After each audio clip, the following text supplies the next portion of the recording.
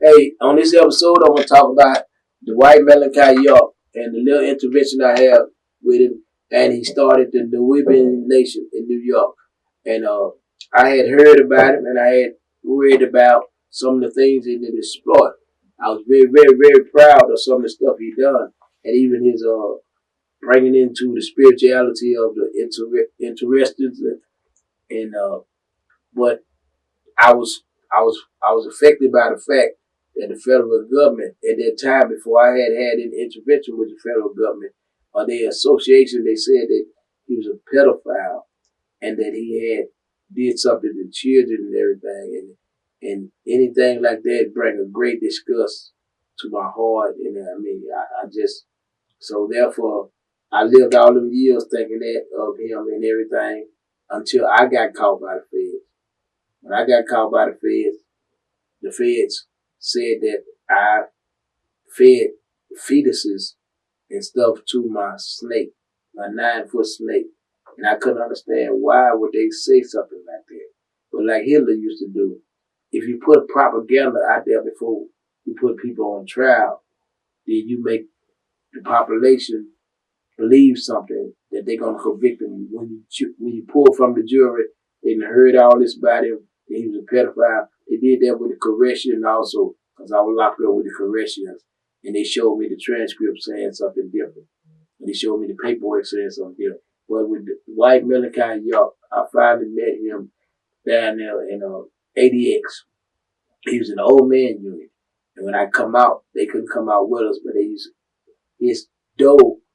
His window was right about where me and my African brother Glock was at, and we used to exercise in that yard. And Glock and the dude liked him because many people used to come there and they just ask him about information concerning the Bible, and he would break it down and he would give them information. He would break it down and give it. He was very well versed in the Bible, and a lot of dudes used to come there and they'd be like, "Hey man, what does this mean?" They would be all actually arguing in the unit that I was with, and then they would go over there and the two people would get together and they call him to the window, and then that's when Glock had said, "Man, dude is well." I didn't want to fool with him. He said, "Man, dude, you're a spiritual man. The dude is well versed." He said, "Man, holler at him." So I hollered at him, and then the first thing come out of his mouth that he proclaimed to everybody. He said, "Listen, brother, before I even talk to you, I want you to know I did not miss no children."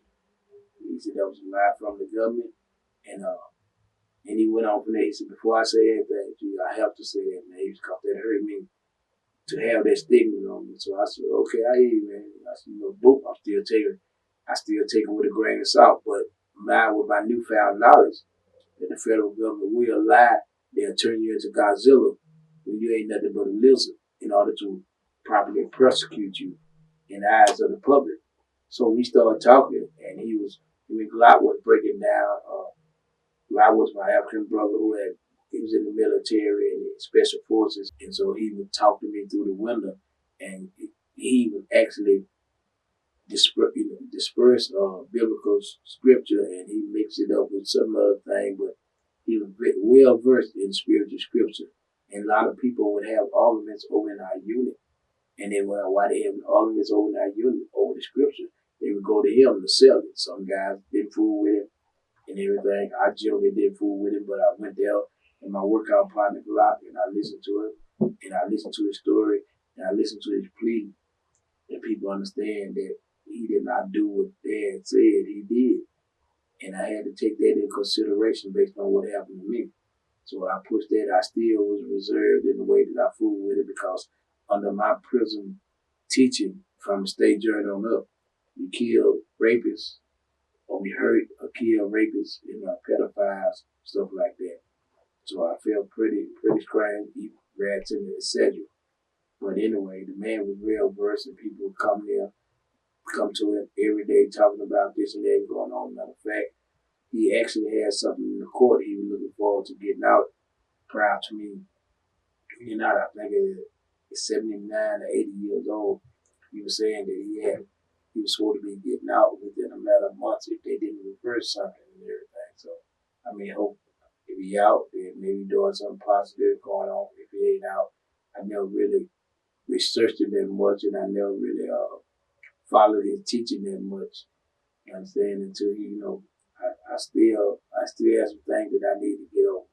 But I do respect the fact that he took what he did, and that Nuwaubian nation that he created there, and the fact that he had a uh, self-sufficient city, a self-sufficient, basically ecosystem. The man had movie theaters. He had everything. He had everything that you can get on the streets. He had it within in that compound. So there was no reason to deviate from that compound to go to the street. Now, was they held there by force? I don't know. I tell you, we could have did something like that in the bottom. We'd have a whole lot of more enlightened people like this. So, I mean, my thing is, my respect to the program that he put together. If he did that, he was a pedophile, then he gonna have to deal with God about that, because he gonna get his issue.